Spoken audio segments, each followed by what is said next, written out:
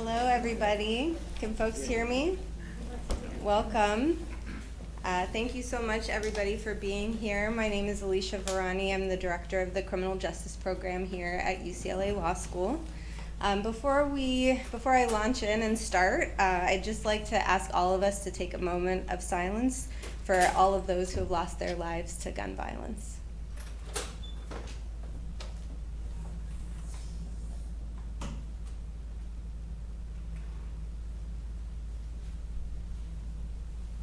Thank you.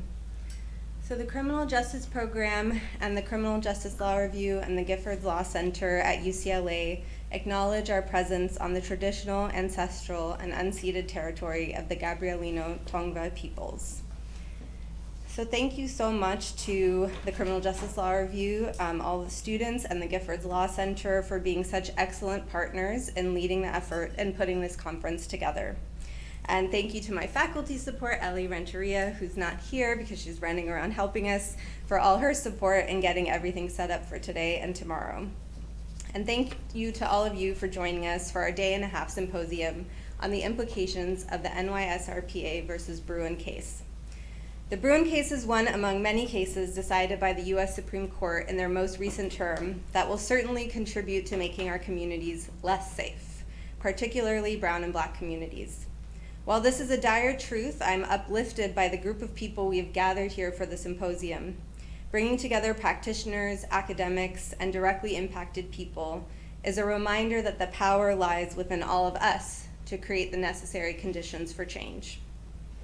Over this day and a half, we'll hear from experts to help us understand how we got to this moment, who is most impacted and how, and what we can do collectively to move forward. I love that we're starting this symposium today with folks who are practitioners of community-based violence intervention. They will show us that it is possible to keep each other safe, block by block, neighborhood by neighborhood.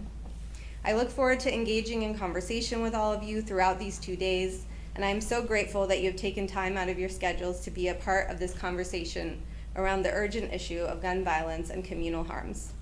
Before I turn it over to our panelists, we just have a few more introductions, so I'll turn it over to Marina Diden, co-editor of the Criminal Justice Law Review.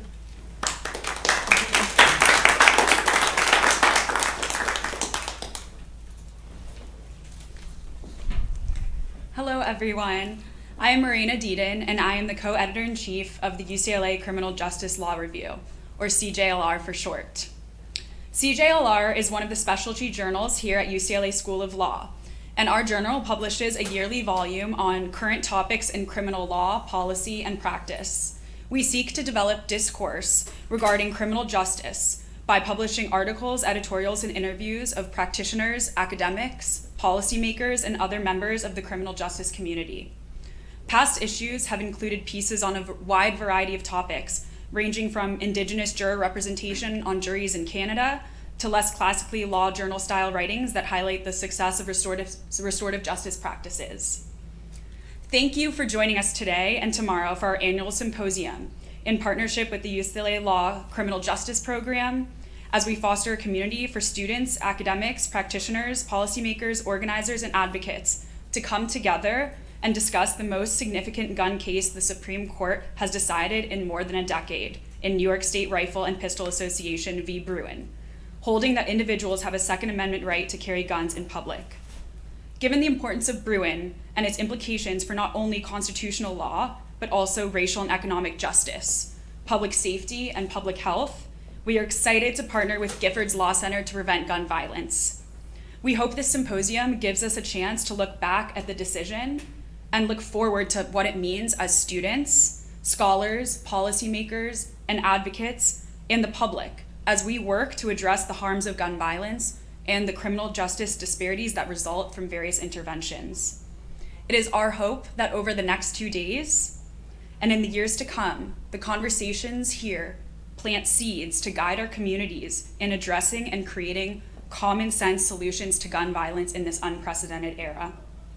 We are excited that this year's volume will feature 3 pieces from our panelists.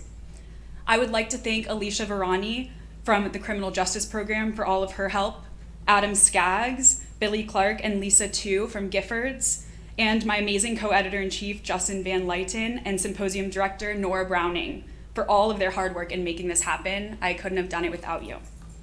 And also thank you so much to our sponsors, the Public Interest Law and Policy Program, Critical Race Studies Program, the Student Bar Association, Student Career Services, and Rutan.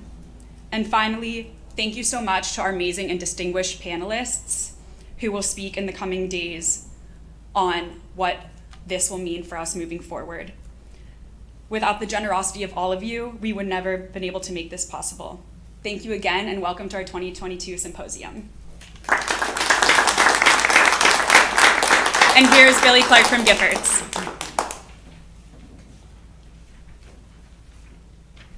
Thank you all so much. I will keep this short. My name is Billy Clark. I'm a litigation attorney at the Giffords Law Center to Prevent Gun Violence. Thank you all so much for being here today.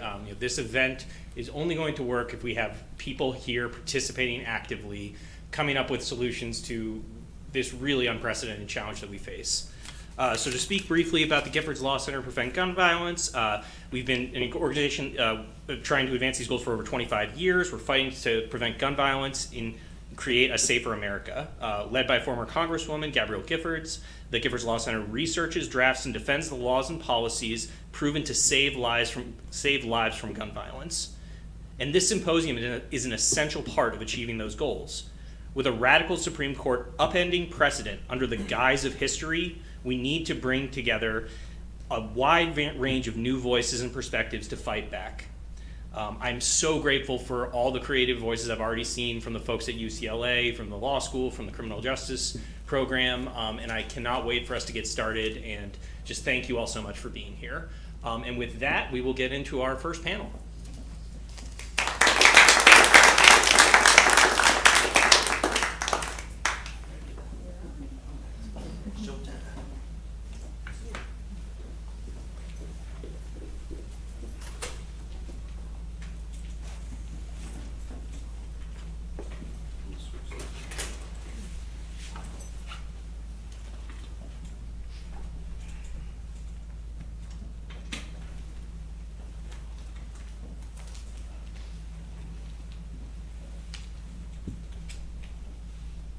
Good afternoon, everyone. Good afternoon. My name is Paul Carrillo. I'm the director of the Center for Violence Intervention at Giffords. And I'm honored to be here today with you all, and especially privileged to be here with partners in the field of community violence intervention. I'd like to start with introductions, and instead of myself reading the introductions of our CVI experts here, I would like to ask each of them to introduce themselves, starting with Claudia Broderick. Good afternoon, everybody. How are you guys doing today? Good. My name is Claudia Broderick, and I am a Community Safety Fellow at Urban Peace Institute, a nonprofit organization that pushes reform and initiatives to reduce violence all over Los Angeles and train and instruct community violence intervention workers throughout Los Angeles and nationally as well, and throughout other cities in California as well. I have done intervention work in the west side of LA, Venice, and Culver City, working with gang-impacted communities, working with gang-affiliated and gang-active young adults and young people. We provided services, case management, individual counseling, an array of things just to alternate their life and help them on a pathway to positive and healthy.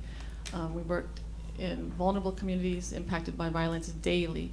So when we think of mass shootings, we think of them as a daily thing for us because it happens all the time, not just in one space. And we were also very much an obstacle to the prison system. We went advocate for our people in our community and make sure that those things didn't happen. We worked around the injunction, helping people to get off of the injunction, helping them with the settlement as well. Awesome, Claudia, thank you. Good afternoon, everyone. Can you hear me? Am I close enough? Yep. This work? Great. Good. So pleasure to be here. Thank you for having me. My name is Talib Hudson. I'm the Director of Research and Innovation at the National Network for Safe Communities at the John Jay College in the City University of New York. And the National Network, also known as NNSC, is a center at the college that works with jurisdictions around the country and around the world to reduce violence and to build trust between communities and law enforcement that purports to serve those communities as well. I came to this work it's a little surreal because I'm a resident of New York. I'm from New York State, so that New York is at the center of the case is fascinating. But I'm originally from Harlem, New York. I come to this work first having worked the Street Corner Resources, which is a small community-based organization in Harlem, and then I later worked at the Manhattan District Attorney's Office in community partnerships, working on violence prevention strategies with community-based organizations. And for a year, I was policy director at Community Justice Action Fund, where we worked to successfully get commitments from the current administration to put more federal resources into community violence intervention, and that was with a whole host of partners, Gifford, Everytown, Brady, all the folks. And so I was very glad to be able to be part of that. And I just recently obtained my PhD from the New School in Public and Urban Policy, so I'm now Dr. Hudson, where my dissertation focused on evidence-based policy and community-based violence prevention. And I'll stop there, and again, thank you for having me. Good evening. My name is Ben Owens. I'm also known as Taco. It's a childhood nickname I grew up with. I primarily worked in South Los Angeles. I am also a safety fellow at the Urban Peace Institute with Claudia, but I'm also an instructor where we travel throughout the country teaching CVI workers the protocols and safety parameters of doing street outreach work. I'm also a supervisor at Advocates for Peace and Urban Unity, which is called APUU, which is contracted with the City of Los Angeles under the GRID program, and we provide services for gunshot victims and gang members in the South LA area. I'm also a recovering gunshot victim. I was shot about 30 years ago. You would think I would have recovered by then, but I still am recovering from vicarious trauma from being shot. Thank you, Ben. And if you all stick around to the end, maybe we'll get to hear the story of how he got the nickname Taco. So, the title of this panel is Non-Carceral Solutions to Gun Violence, and a focus on community violence intervention. So I'd like to ask each panelist to give their definition of what community violence intervention means to them, and we can start with Talib. First of all, I neglected to add, since this is a Giffords event, I got to give a huge shout out to Mike McLively and Tiffany Garner, two dope people that I've had the privilege to work with professionally in this work. The term community violence intervention, can I give it 100? Yes, sir. Okay, so, that's a relatively recent term. I think that has come into the lexicon, and it's a term that we're all still figuring out what exactly does that mean. When we had a pre-event conversation amongst ourselves, we were even talking about this, and folks in LA might call it gang intervention, and in New York we might call it anti-violence work. But really what we're really talking about, and from my perspective, and people can have different opinions, but from my perspective, what we're really talking about is, when we talk about community violence intervention, is an acknowledgement of the fact that there is a disproportionate amount of violence, particularly gun violence, that impacts communities of color, specifically Black and Latinx communities. And it's been a problem for quite a long time. And it was often ignored by policymakers for quite a long time. And it seems to be that it wasn't really until the gun conversation got pushed into the national consciousness with the mass shootings that Claudia just referred to, that it was like, oh wait, Black and brown people get killed too. And so in order to be able to have the kind of resources and the kind of support that is necessary, not only from policymakers, but also from private foundations and just private citizens every day, sometimes you need a terminology that you can say that people understand what you're talking about. And right now, that terminology is community violence intervention. 10 years from now, it might be something different.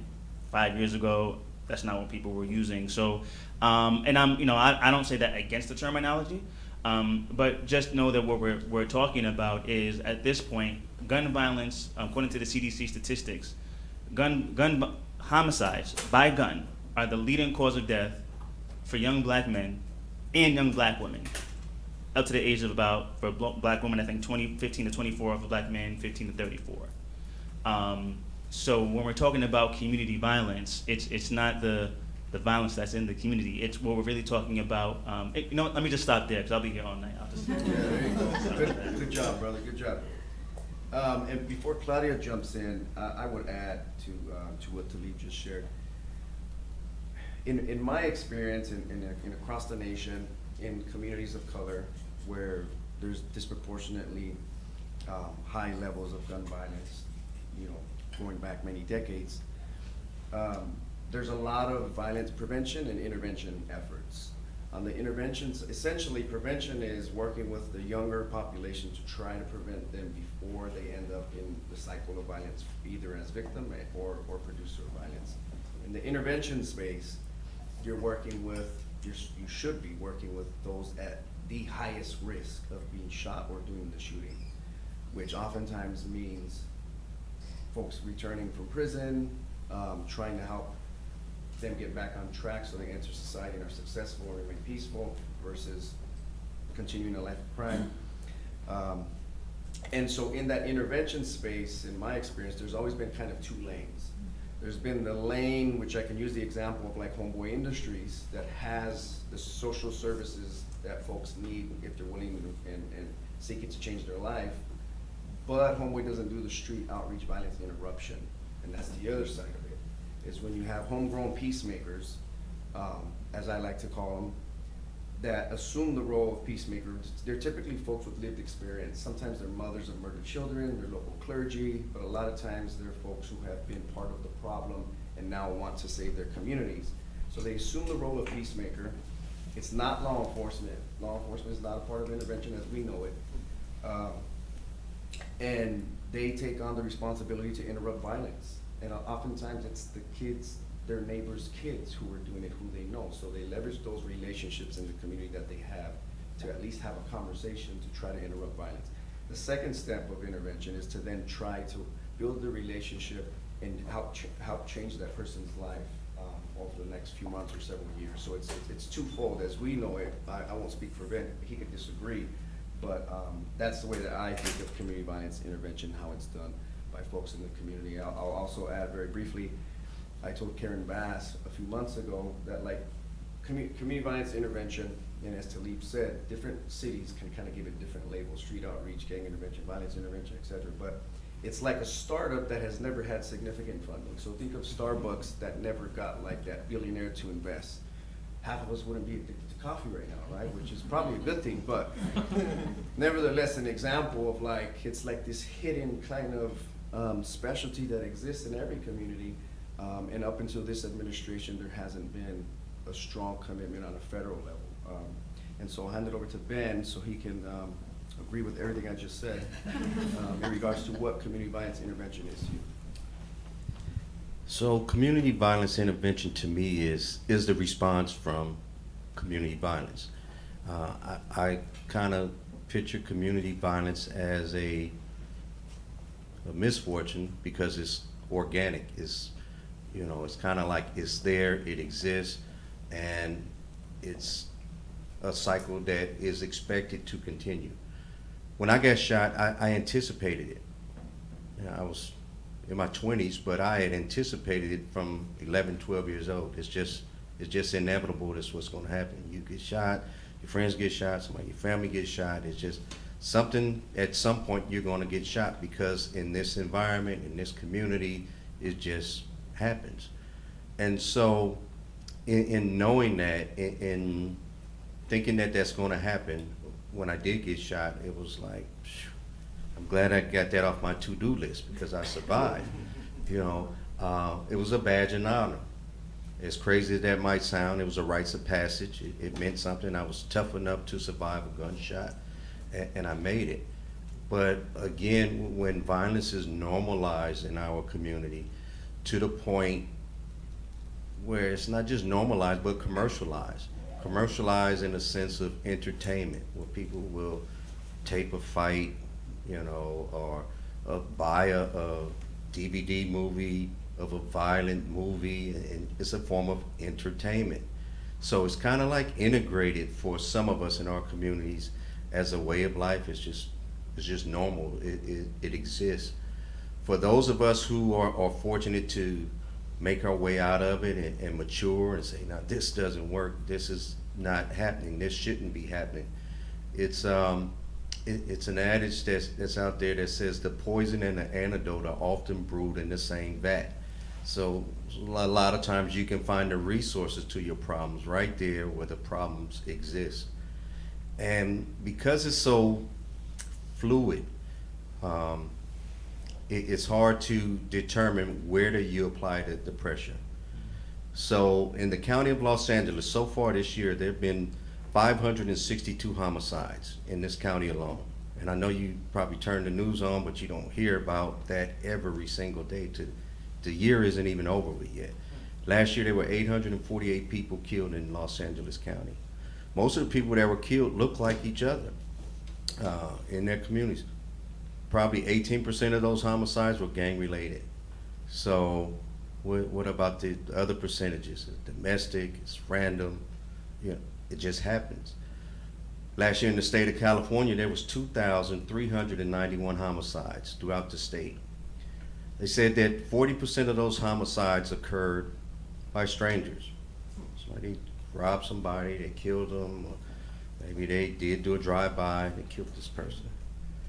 The other 40% were committed by friends and acquaintances, people that knew each other.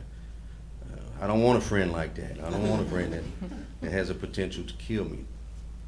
Another 10% were officer-involved shootings, some that are unknown, and then the last 10% of homicide occurred by family members, domestic, spouses.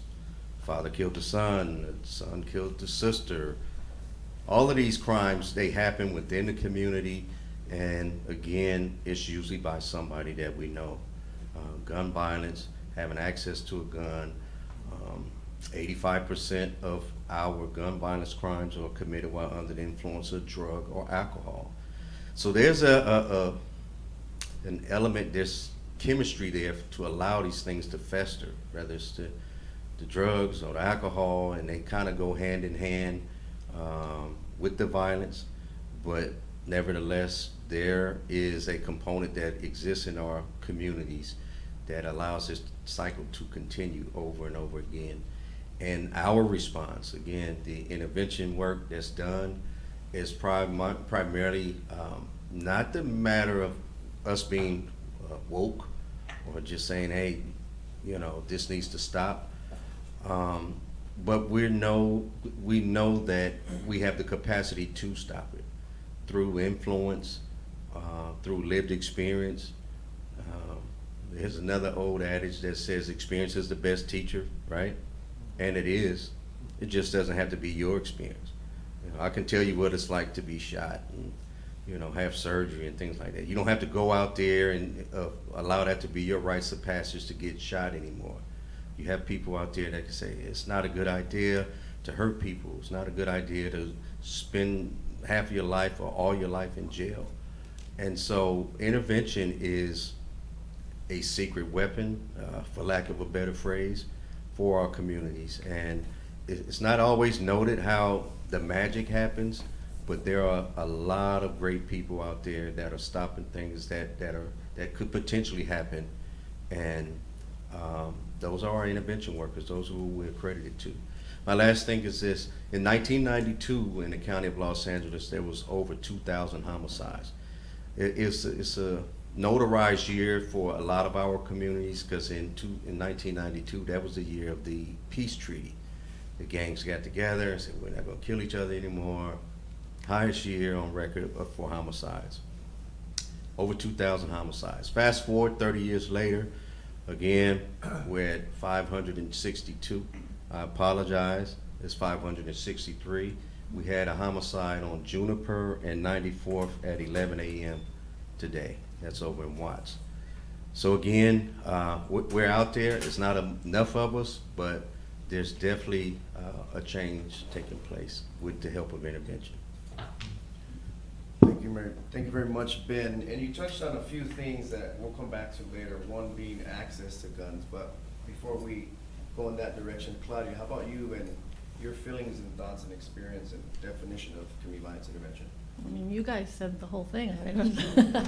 No, I did want to take it to where my experience and my working with specifically with gang-involved individuals, right? We work in the most vulnerable communities that have a lot of violence and drugs, and our approach is that we wrap our arms around the family, not just the individual who's impacted by that violence as a perpetrator or the victim, right? We encompass the whole family, because you can't, if somebody is promoting that violence, if we work with them and fix them and all that, we're sending them back to their house, that might be where the stress and all that lies, right? So we make sure that we incorporate the whole family. We're working in communities that are just completely traumatized, PTSD, they're system impacted, their neighborhoods are being gentrified, they're being pushed out. So there are all these things with systems. Their school system isn't working for them.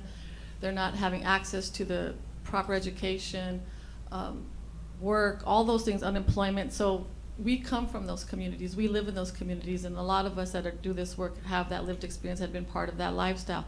And like Taco said, those people are best to reach other people that are involved in that and talk about their experience. But beyond that outreach part, we want to pull them in and be able to provide something for them, some kind of programming, life skills, leadership, gang awareness, drug awareness, all those things, so that they can start to alternate the way that they think and the way they move, and intervene on violence when it's happening with them. And if you have a group of guys who've kind of lived through that and been through that, and you have those other young men coming to have these life skills, leadership groups, and you have these conversations, it's about them learning and growing. You're dropping these seeds, right? You're dropping these seeds, and eventually as they mature and they grow, the change will happen. But also having to help them go through school, all these things, school, getting work, training them to be able to go into a job interview, all these things that we might think are easy to do. It's not always easy for people who don't have access to that. They don't know these things. They haven't had kind of like the privilege to be able to do those things.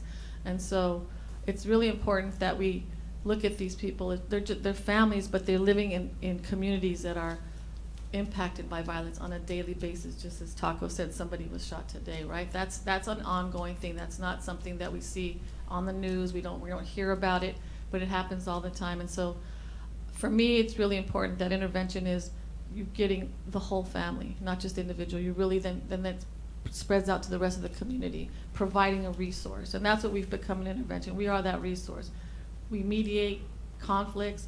We create conflict resolution, non-aggression agreements between different gangs, but we also provide something for their families as well. Food banks, all those things that people need to be able to survive in when they're not financially able to on their own. Thank you, Claudia. And I promise we'll leave time for Q&A at the end if any of you all have questions. But I want to issue a challenge to the panelists.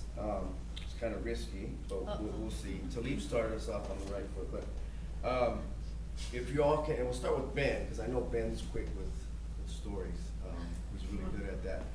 And I'll jump in myself. If we could each give an example, maybe a short story of a specific situation. It could be small, it could be big, obviously without sharing names of individuals involved, of how your work has helped to prevent gun violence. Again, it could be a small example, a large example, something significant that you experienced in your work that you felt like, this is why I do this. We'll start with Ben. So once upon a time, so I work primarily in South LA, and then I also, I'm from a small country called Gardena, which is adjacent to South LA. I work with a lot of young people in that community. It is along the Vermont corridor. So one side of the street is Gardena, the other side of the street is South LA. On Vermont and 135th, there's a young man by the name of Larry. We call him Little Larry because his dad is Big Larry. And Little Larry loves his dad. He's 14 years old, Him and his dad got, mopeds. They ride these mopeds up and down Vermont. They go to the store together. They hang out. Father and son, they love each other. Big Larry, little Larry. One day I get a call. My office is not too far down the street from Vermont. They say, hey, it's a bad accident right there on Vermont 135th. And so I go down there, and Big Larry got hit on his moped. And you see all these debris in the middle of the street. There's a van. There's, the moped. By this time, they'd already taken Big Larry to the hospital. Little Larry, his apartment is right there on the corner. He looks out the window, see there's a wreck, comes outside, and they tell him it's his father. He sees the moped broken to pieces. He took him to the hospital. And so we're standing there, and the ambulance is gone, the cops are there, and they're doing their reports or whatever. And Larry, he's just crying. He's crying. And he said, I need a gun. I said, a gun? I said, well, he's going to be all right. He got hit. He said, I need a gun. I said, why you need a gun? He said, I need somebody to feel my pain.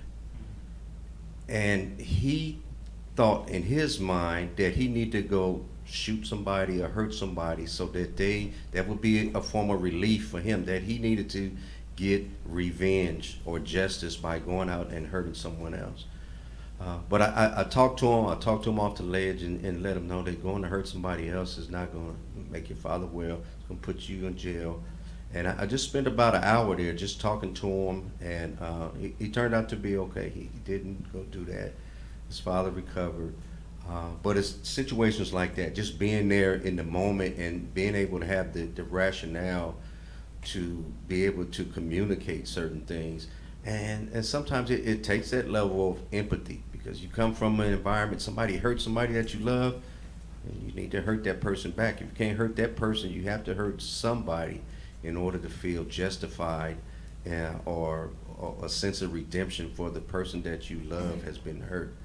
But Larry's doing okay now. He's not in jail. He works from time to time. His father's still alive, but he took that message to heart, and I don't think he's shot anybody to this day. Now he's about 24 years old, but I think that message resonated in him. Thank you, Ben. We'll go to Talib and then Claudia. Thanks, Paul. Well, first of all, I want to say thank you for your response to my initial response, because when you asked me the first question, I think I had somewhat of a trauma response, because, and I'll get to why in a moment.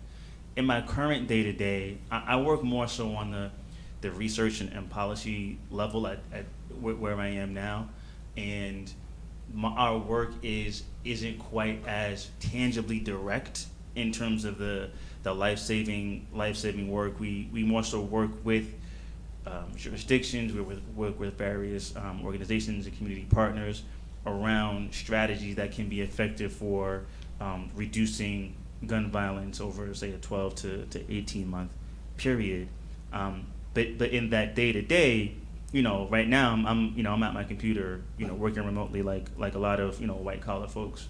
But the reason why that initial question brought that trauma response is because when I was at Street Corner Resources, we were doing something called Occupy the Corner, where we would stand out on the corner of 129th Street and 7th Avenue because there had been a shooting there, to be a positive presence in the community, to keep an eye out, in the academic literature, they might call this, collective efficacy and social cohesion and, all that kind of stuff. And building with community members and holding like events right there in the corner to kind of bring community together in order to prevent violence. And sometimes when we would be out there, because we'd be out there pretty late during the 12, 1 a.m.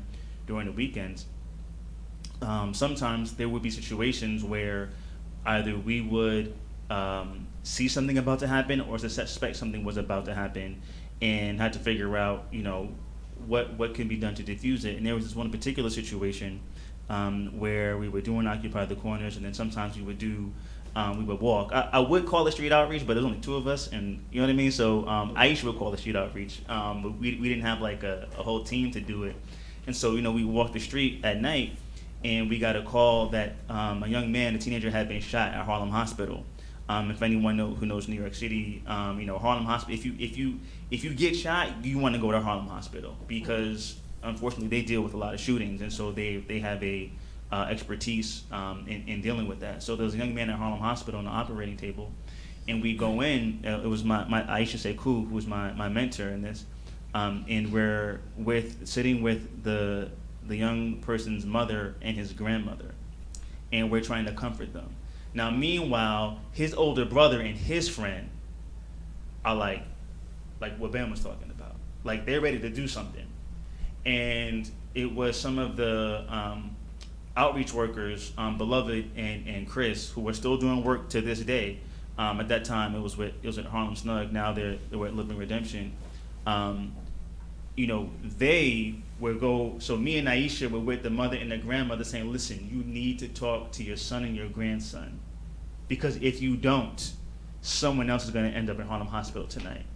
And then Beloved and Chris went and talked to the brother and his friend, like, listen, man, like, don't do this. Like, we've been there. Like, we know, just like Ben was talking about. And so the story does, have for lack of a better word, happy ending. I mean, someone getting shot, a young person, especially a young person, is never happy in any. But the young person survived. The older brother and the friend did not go and retaliate. I don't know if the mother and the grandmother in that story ever really came to grips with what was really occurring. Well, the mother was distraught anyway. She was just out of her mind, like distraught, which who wouldn't be?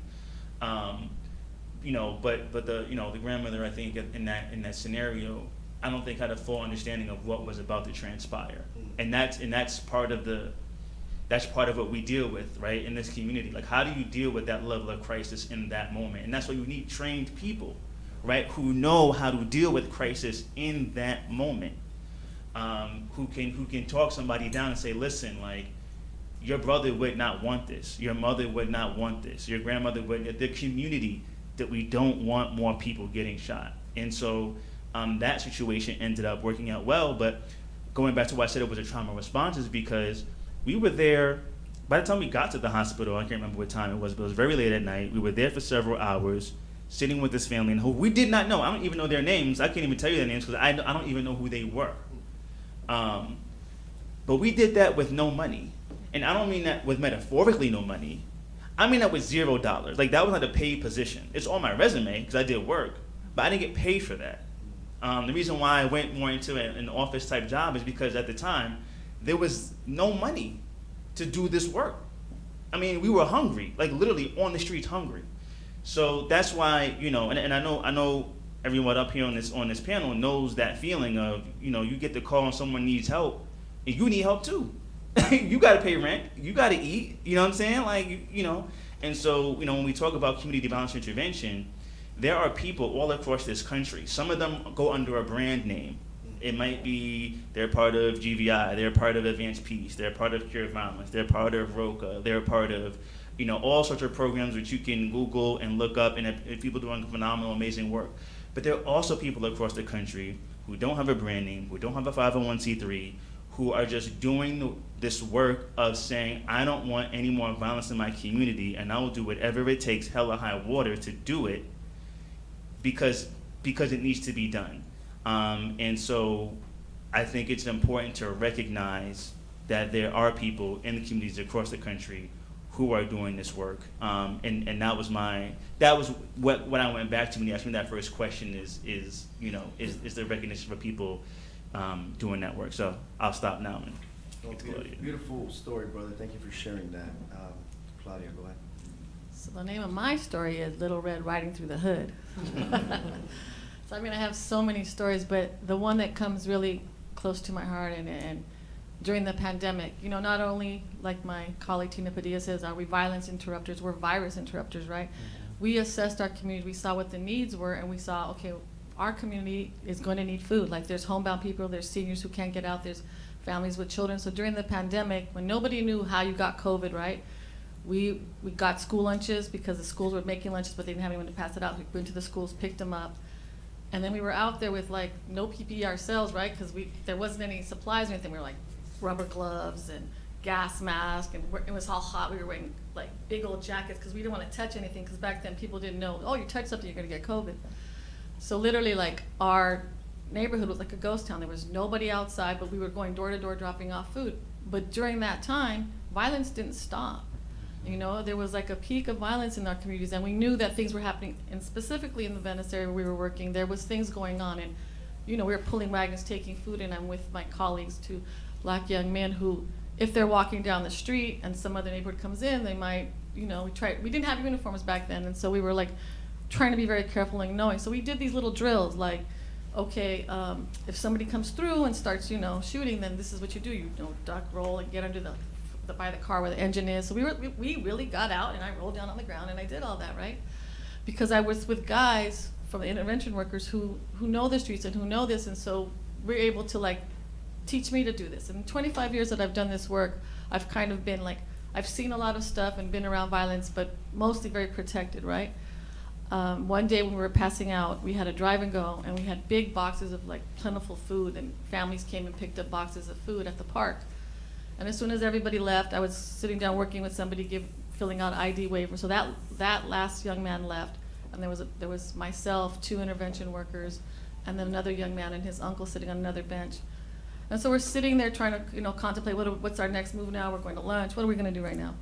And as we're sitting there, we see a young man come in through the side of the park where nobody really enters, right? And he's like, you know, walking up slowly, and everybody had masks during this time. So I'm like saying, I was just about to say, who's that? Like, he's coming to see, he's one of our kids, right? Coming to see, everybody's kids to me, right? But he's coming over to see us, and as he walks over, I just hear 2 shots. So quickly, I see a trash can, and I see a concrete bench, and I remembered the drill, right? And I got under the concrete table, and then it was all like slow motion when that happened. And I saw, my colleague eBay standing there, like kind of spinning around, she was trying to hear where the gunshots were coming from. So I guess the guy was coming towards us, and then he kind of made a shift to the right, and there was where the other young man, who was one of our participants in our program, shot him in the shoulder. The guy was a young guy. He dropped, fumbled the gun, picked it back up, and ran out the other side. And it was at that point, we quickly got up and kind of moved around and tried to make sure that, everybody was good. The guy got shot. He's okay now. But to stop the retaliatory from happening, that day could have been like people going to jail because somebody else there could have pulled out a gun and shot him back. He got in a car and took off. So those people involved in the car, and so that from that day was like, nobody got killed, nobody went to jail. It was just like, this is what the work means. We're in the work, we're in the midst of the work, and this young man is in our program, and so we knew we had to do follow-up with that, and we had, but that's when we really couldn't gather. We had like a Zoom class about what is it that, for these young people, what they go through on a daily basis. It's not normal to be cautious about looking around all the cars. You're hyper-vigilant. Those aren't things that you should normalize and think that's the way to be. That creates all this anxiety, and then what does that create? I gotta smoke weed because I gotta calm down, right? All these stresses that you carry, it's a big responsibility to have to deal with that on a daily basis, to be having to be scared and careful, because after that, so we were all traumatized, of course, and we were like, oh my, what happened, right?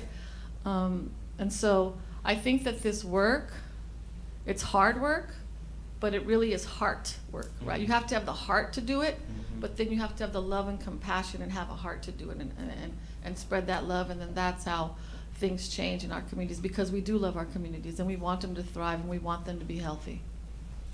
Thank you, Claudia. I think it's appropriate and perfect that we talked about what community violence intervention is, and as the 3 panelists shared their stories, it essentially fit what we all say community violence is, right? Folks assuming the roles of peacemakers in different situations, whether they knew the person or not, and just knowing as humans, like, you gotta do something. I have a quick short story. I was brand new, this is 20 years ago, when I had just started doing community street outreach work. And I was being trained, and we would go out and do street outreach in a white van. Folks thought it was either a church van or a probation van. We preferred church, so they wouldn't run from us. And my boss and a couple co-workers were in the van, and I was just eager to, like, all right, I got this training, and our job is to engage folks, typically gang members, who were warring with other groups and try to convince them to pause and think about a job and changing their life and counseling and their children and their family. And my boss recognizes a young man who's walking down the street. We were in Compton. And the young man's name was Trayvon. And pulls over, and Trayvon recognized the church van. And so they start talking. And it just went on for 30, 40 minutes.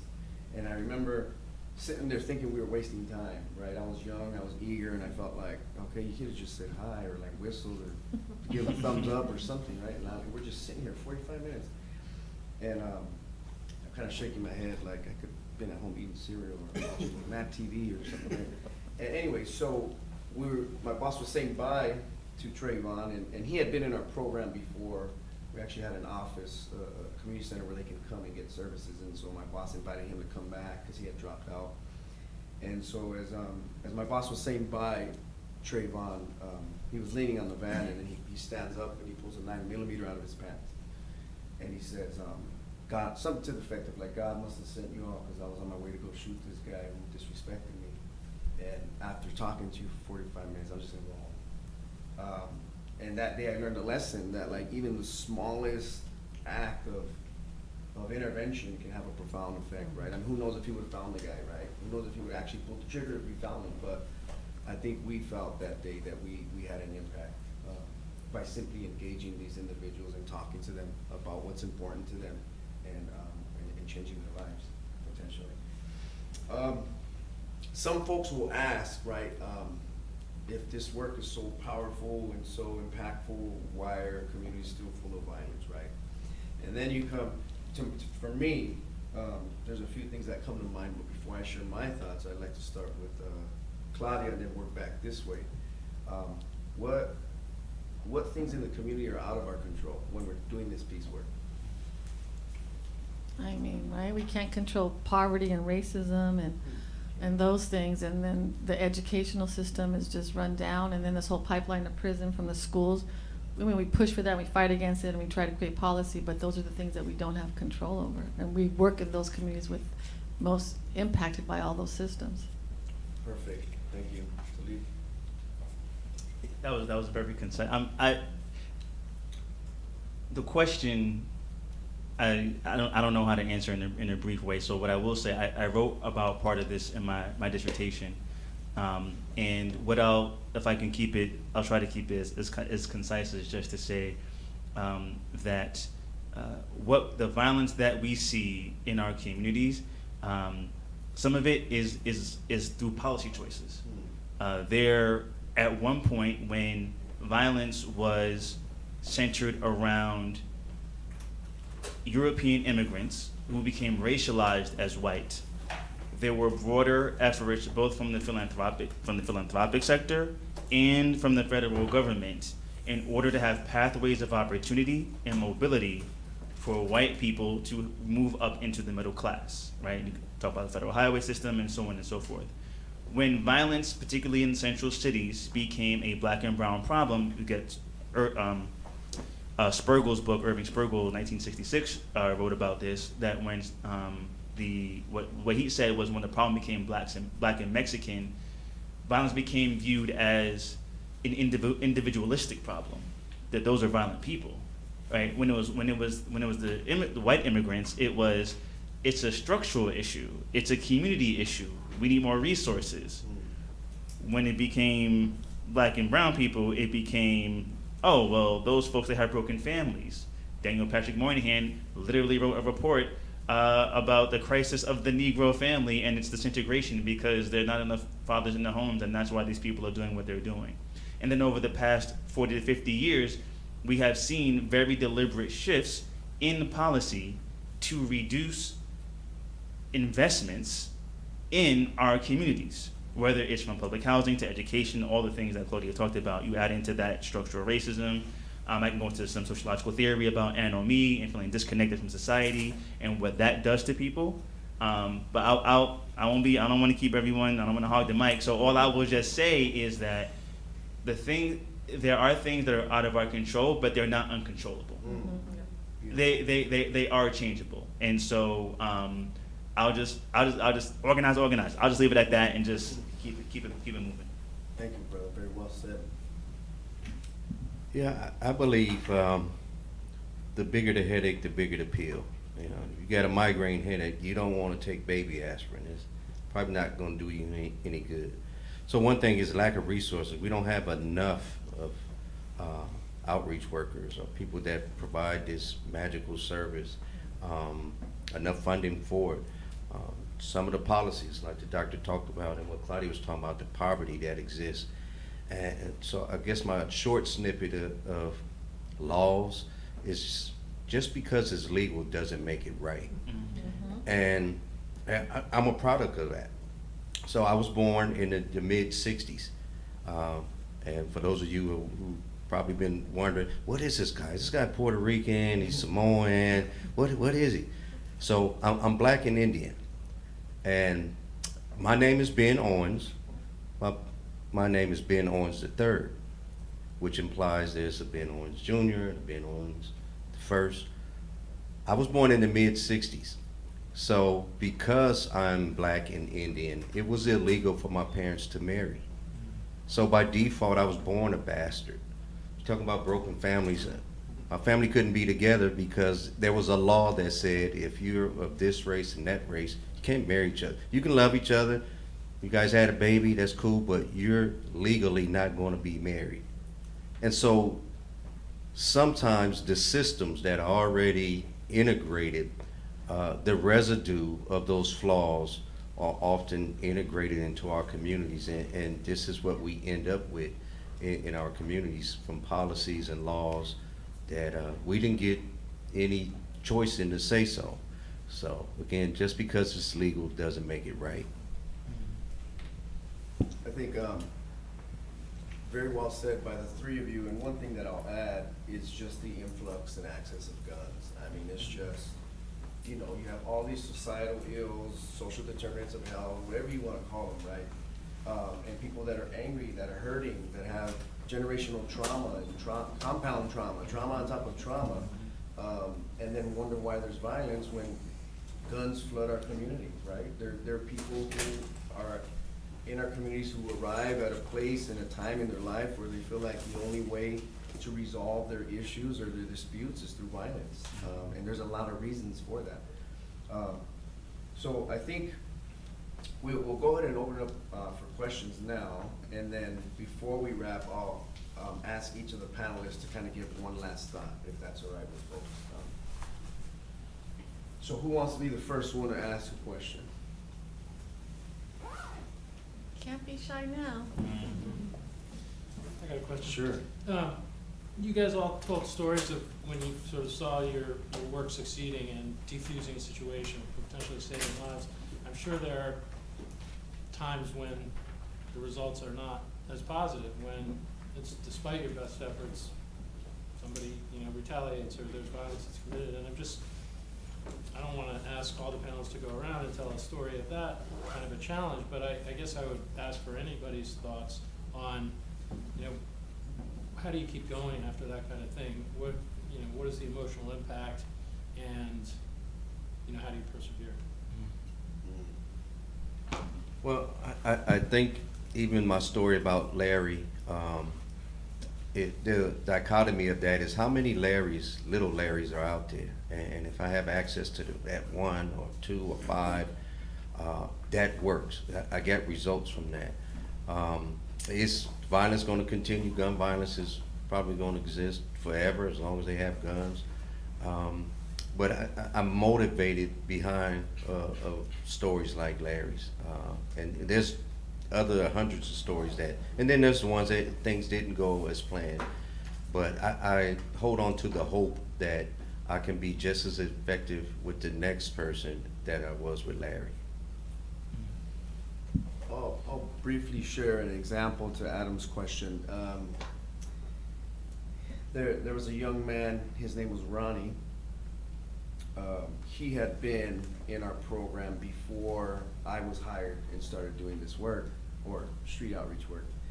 And he went to jail and he got out, and so my boss introduced me to him when he came back and said, hey, this is Ronnie. He was in the program before, just got out of prison. He's eager to get back and enroll and change his life and hopefully not go back to jail this time. And so Ronnie and I hit it off from jump. We had a lot in common. We come from gang families, domestic violence in our household, just a lot. Family members in prison, the whole 9 yards. And after a few weeks, for whatever reason, Ronnie started to become problematic when we would have like anger management classes or tattoo removal or even the job training. He just became kind of like the class clown and was just focused on disrupting whatever it was that we were trying to do, and I couldn't figure it out. And so one day I had to ask him to leave. He just was starting to then get like the whole group of youth that were trying to help to just say, screw you all, we're just gonna screw on over here. And so I asked him to leave, and I said, you can come back when you're willing to, you know, participate and not cause problems. We had a basketball tournament 2 weeks later, and he showed up, and I didn't speak to him. And I told myself, like, you should go and extend the olive branch and say, hey man, can we have a conversation? How you doing? Are you ready to come back? But my pride didn't let me. I felt like if he wants to talk to me, he'll come talk to me. And a part of me also felt like, what if he's still angry and he, you know, like challenges me into an argument or a fight? So then 2 weeks after that, the chaplain for the hospital where our program was based called me, left me a message early in the morning. I woke up, I called him, and he says, you gotta get to the hospital now, and he was crying. So I drove to the hospital, and I got there, and he says, it's Ronnie, he's been killed. And he says that there was a sheriff's deputy that came when the ambulance brought him. The sheriff's deputy saw Ronnie at a bus stop at midnight. The public transportation was no longer running, and he told Ronnie, he said, hey, the bus ain't running anymore, go home. And Ronnie said, nah, I'll wait here a couple more hours until the bus starts running again. So the deputy left, and the deputy said 5 minutes later he heard on the radio, shots fired, went back, and Ronnie was there laid on the ground. So it really bothered me and stuck with me, and right, it was my fault, I could have done more. And then to add to that, we then had to take his aunt and his pregnant girlfriend to the morgue to identify him. All that to say that, like, that really bothered me for a few years, and I felt like it was my fault. And that's what we all struggle with. Can we do more? Should we have done more? And so to your point, I think, and to your question, I think what Ben said is we have to find like these victories, and there are some, and remind ourselves why we do the work that we do, but also at the same time be careful with vicarious trauma, compassion, fatigue, because it's very real. I want to add something, and this is actually, I addressed some of this in the paper that's on the website for the CLE credit. For me, from my perspective, this is about survival. The work that Claudia, Paul, Ben, all the people around the country who are doing this community violence intervention work, particularly the black and brown people who are doing this work, this is part of a lineage of us trying to survive underneath a system that is trying to kill us. So, from my perspective, we don't have a choice, because the only other option is death.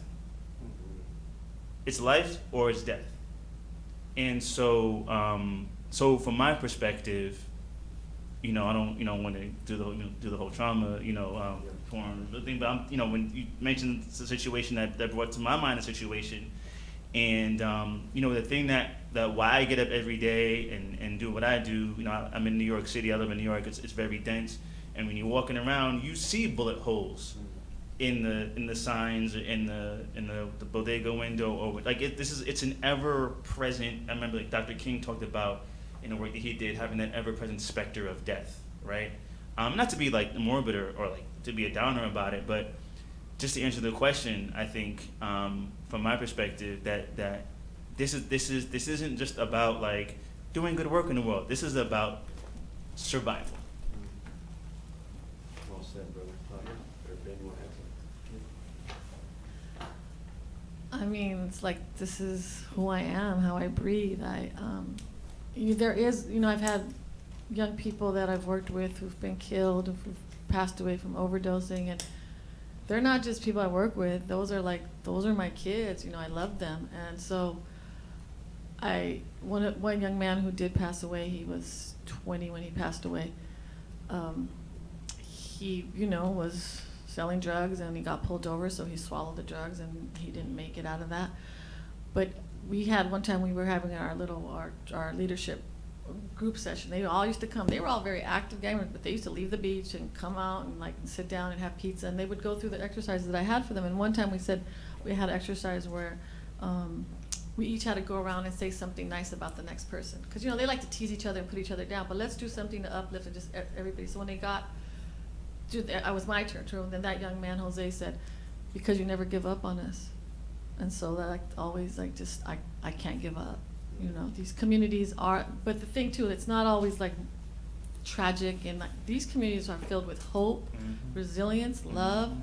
There's community. It really is community, and you feel that when you're there. So it's not when I walk into work or or going to these communities that I'm gonna feel like terrible every day. We do have vicarious trauma, like Paul said, and it is, you get burnout, and sometimes we have to change positions. I know I did direct service for 25 years. I had to move somewhere else because I'm older now, and it affects your health. And so, but there is a great amount of love to do this work.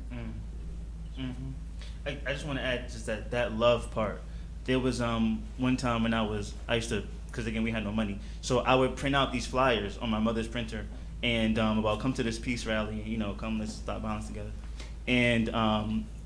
And at first I was a little unsure about going and handing it out to people, because it's like you said, like you had these images, oh, this person is dangerous or whatever. But I got to a point where I realized I can't serve the people and fear the people at the same time, right? Like if I'm not operating from a place of love, then I have no business doing this work. And so I just wanted to when you mentioned that sparked that memory. And so that, to do this work, that love part, that's the thing that is the driver. It's not the fear, it's the love. Yes, sir. Is there a question? What keeps you going?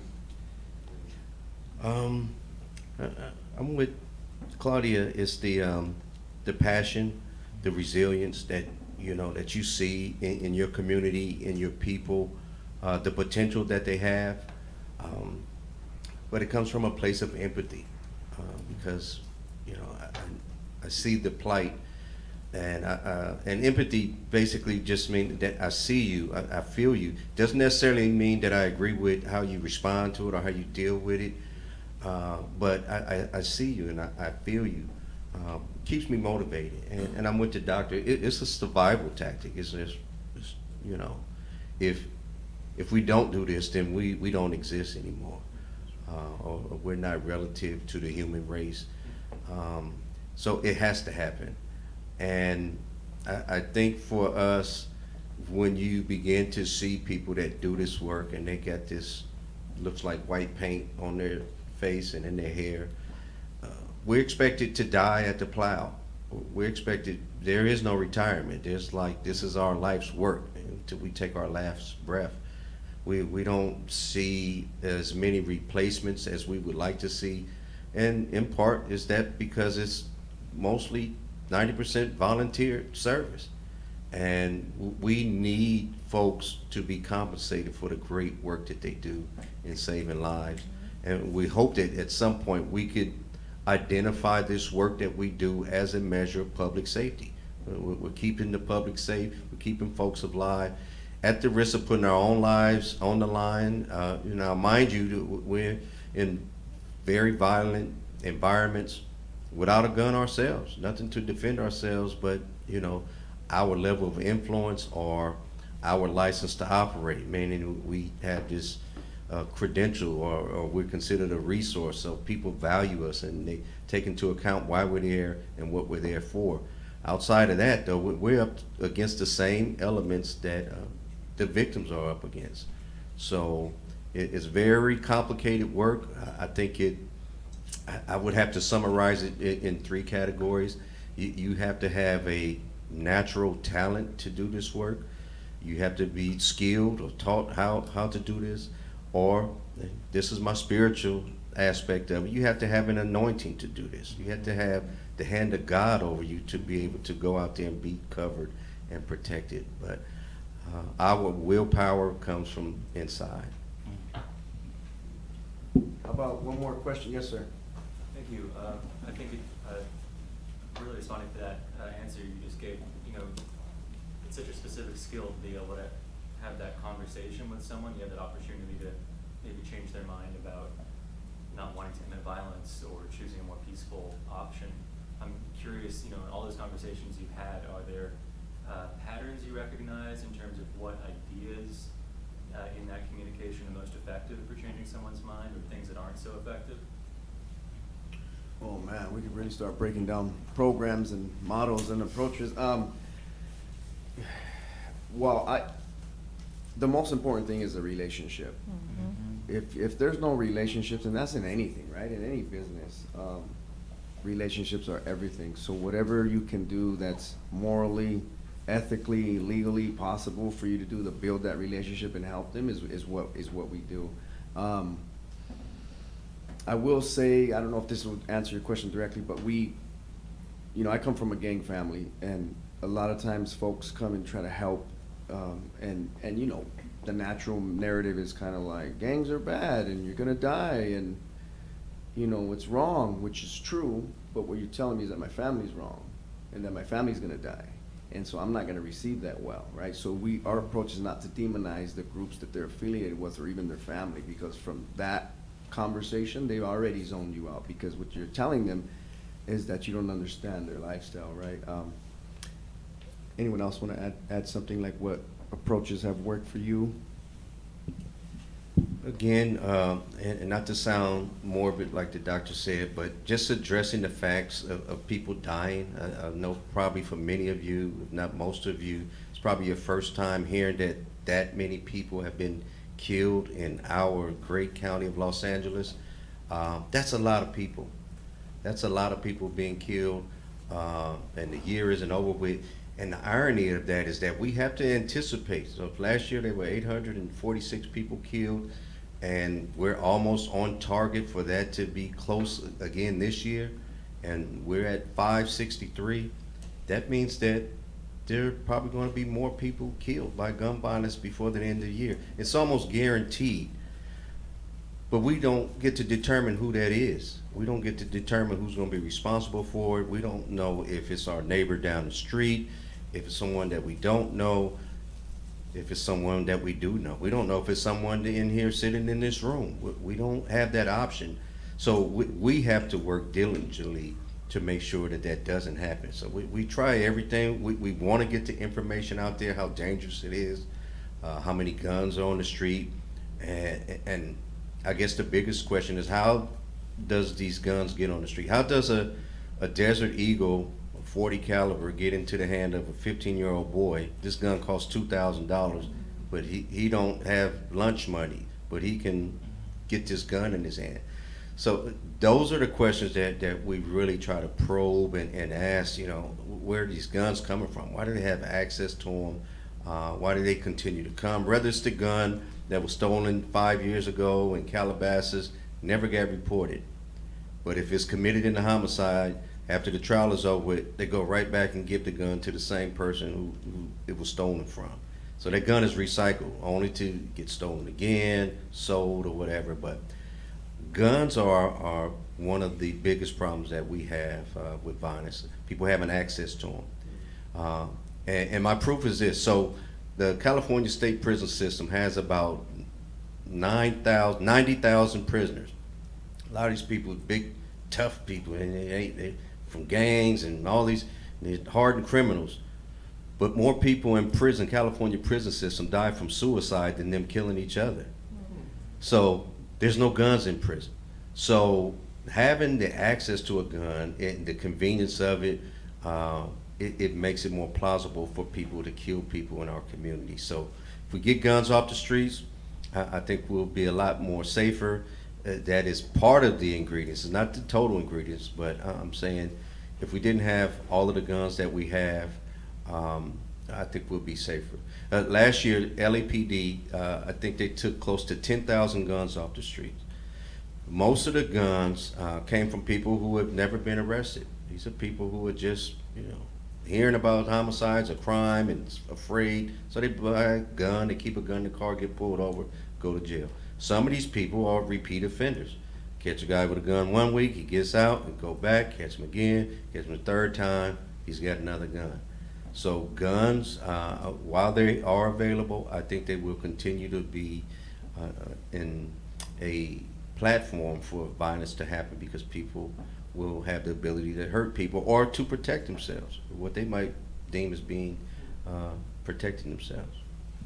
We're close to wrapping up. How about Talib or Claudia? Do you have a 2-minute response to the question? What engagement or approaches or interventions have you seen to be effective? I'll just keep it real brief to use a phrase from the 90s. Real recognize real. And people recognize when someone is authentic and they're empathetic, whether or not they themselves have been in a gang or been shot. Like people, and I've never been in a gang, I've never been shot, but when I talk to people, when I've talked to people in the community, I hope the thing that's come through is my authenticity and my integrity and my empathy. Because trust, people know when you fake. And there are a lot of people who try to hop on and they think this is the cool thing. Oh, let me go with the outreach team. And it's like, you're not built for this. Like, you need to just chill out a little bit first and see what this really is. So I would say relationships, like was said, authenticity, empathy, integrity. I mean, key really is relationships. It might seem like odd, like I'm this woman up here, and gangs are, now there's a lot of women in gangs, but predominantly when this work started, there was men, right? Because they've had the living experience, they can talk to each other, they understand, they know, like, real recognizes real, so they know what they're going through. They know that they've experienced, because they've had, like, Taco's been shot before, so he could already, talking to the other young man who's been shot, he has a sort of understanding and idea. I've had the opportunity to be kind of mentored by a lot of guys in this, these young men included, and so I was considered myself an interventionist once I was able to mediate a situation. It wasn't with gangs, because like in the Brown side, you really can't step into that arena, right? And so there was a very violent situation where I worked out in the housing projects in Mar Vista with some families. And so once we started kind of incorporating women into this work, and we were doing our case management, you have a young guy who's going to maybe tell Taco all the street stuff, because he's got that bravado. He's going to open up to him and tell him what is going on there. But he might not open up to him about the stresses, like him getting into a fight with his girlfriend. And that's where, like, my touch comes in, right? And so they're going to open up and let me know. So those stresses actually then affect what happens out in the street. If they're over there fighting, then I'm going to go get drunk and I'm going to go do something. It's from something happening there, or the trauma or something. And so it was kind of like, it's this partnership, right, that we work together at an intervention where we have, it's like the mom and the dad in this work, right? And so it's really building that relationship and really knowing and assessing. And when I had to get kind of involved with that mediation, I called all the guys, like, look, this is what I have going on, and these 3 families are being really violent, hitting each other with skateboards and bottles and everything, and I need to know, like, how to do this and stuff. And so they kind of walked me through the mediation process. And I was able to do it. It's just really assessing, but it was because I had built a strong relationship with those families already beforehand. Great. Thank you, Claudia. We got 5 minutes left. Thank you all for sharing your examples, your stories, and I'll ask each of you, if you wouldn't mind, final statement. It could be like, a recommendation to folks in the audience, a plea for help, your bank account number, folks in the but what I will say is, to go back to your question, sir, I just thought of this as Claudia was talking. I found some success when I taught a cognitive behavioral therapy curriculum inside Men's County Jail, 15 years ago. But what I realized was we had to put the curriculum down on day 1 and 2 because there was no relationship. So we put the curriculum on hold and just spent a couple days trying to build the relationship, essentially sharing with them our experiences and our background, which got them to see, okay, they understand us because we come from the same upbringing. But the key there was, from a CBT perspective, is to challenge their belief system, because I grew up being told, any given person in my family, once a dope fiend, always a dope fiend. Once a gang member, always a gang member, right? Once a et cetera, always and you see evidence of that, and we believe that, sadly. But if somebody who can provide you some hope builds a relationship with you, then you may be willing to allow them to challenge your belief system and say that's actually not true. But if a stranger with no relationship says that, you might be in a fist fight. So that's the key. The last thing I'll say is there's a lot of models that are out there, right? Research, evidence-based, and I get it. We got to do it, right? We got to see if what we're trying is working. But I think there's an overemphasis on research and models. One is some of the popular models that we talk about the most are very old, so there's an issue of innovation. But I would argue, and I learned this the hard way, is that it's really the people versus the model, right? If you have good people without a model, miracles can happen. If you have a model and not good people, then disaster will happen. I guess best case scenario is if you have an evidence-based model and great people, then we're off, I guess, right? So going back to the panelists, and we'll start with Claudia. 30 seconds, last statement or confession. We won't. It won't leave this room. You don't want a confession. I mean, I think I put it out to you guys, like in this, you know, you're in the space of the law school, and so understanding when you're coming across these populations that you learn the narrative of their life, right?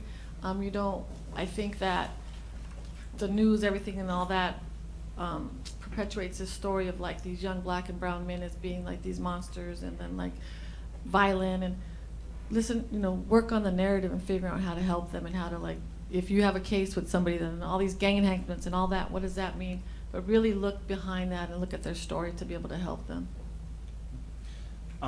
One, to Paul's point, I did write about that in my dissertation, and I don't disagree with you on some of the research points. I think we need more research, but there's an over-reliance on what's called evidence, and what does that mean? So, two is, I would say, again, there are people all over the country who are doing dope work on the ground. Some of them are part of branded models, you know, like Coke versus Pepsi, fine, whatever, Advanced Peace, Roca, you know, whatever it is. But what the importance is, the third point to what Paul was saying is, I'll add a corollary to what he said was, you can have a great model, but if you don't have great relationships, if the people are not working together, I don't care how evidence-based it is, it's not going to work. And then for Go Purple Day, domestic violence awareness. That's my closing. Yes, sir. Yeah. Good one. Well, I would like to say thank you for the invitation, for being here. And when the next time you hear about an opportunity to fund peace or public safety, consider that there's some people who may not be in the limelight, who's under the radar, but they're doing great work. We have a lot of great peacemakers out in this city, in this country, actually. So consider funding peace. Great, let's give a hand to our panelists, please.